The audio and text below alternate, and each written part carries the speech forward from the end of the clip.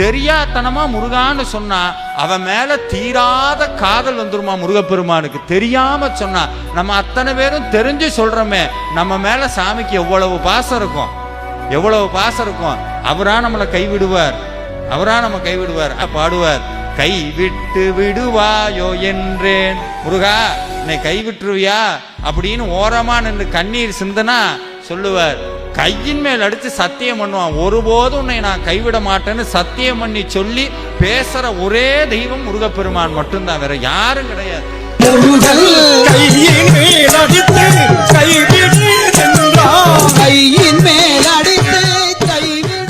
பின்னாளில் யமனை பார்த்து சொன்னார், தண்டாயுதமும் திரிசூலமும் விழ தாக்கி உன்னை திண்டாட வெட்டி விழவிடுவேன்.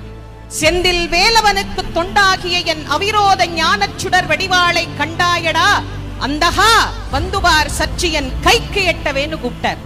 யார கூப்பிட்டார்? பக்கத்து வீட்டுக்காரனை கூப்பிடல, யமனை கூப்பிட்டார். இந்த பார்,